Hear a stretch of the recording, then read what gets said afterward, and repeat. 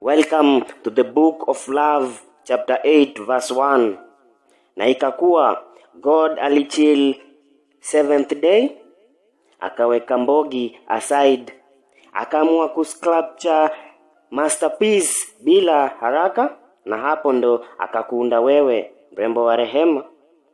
So verse 1, your face ni sunrise inawasha darkness kwa life yangu. Macho zako ni crystal rivers zinaflowisha feelings zangu non-stop. Mdomo wako ni scripture imeandikwa na red wine. Nikikubusu nasikia ni kama naingia Holy Communion. Verse 2, shingo yako ni smooth kama ivory tower, mahali thoughts zangu upanda daily kupray. Na ile smile yako, damn it man, inaskata stress zangu zote faster kuliko sunrise inakamua darkness. Verse 3, hips zako ni altars za rhythm, zina preach sermon ya seduction kila time unatembea. Hiyo tight dress ukivaa panty line inabonga prophecy ya siri. Ni revelation, sio kila jicho inaweza blessiwa nayo.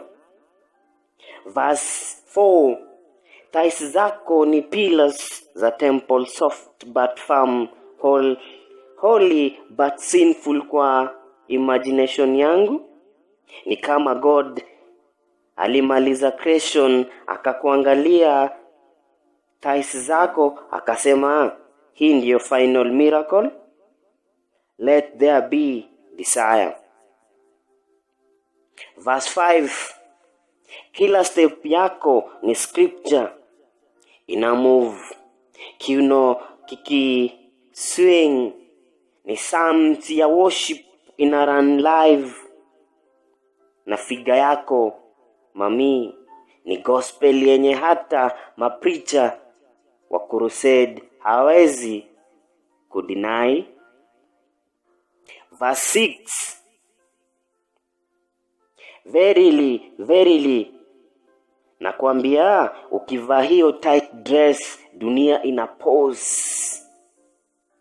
Matajiri wana lose crowns, mapoet wana lose words, na mimi nasikia nikuandikie verse kila day cause body yako ni holy text. Na God aliandika page by page akirelax bila pressure, akisema hii ndiyo beauty pure hot ya mwisho kabisa.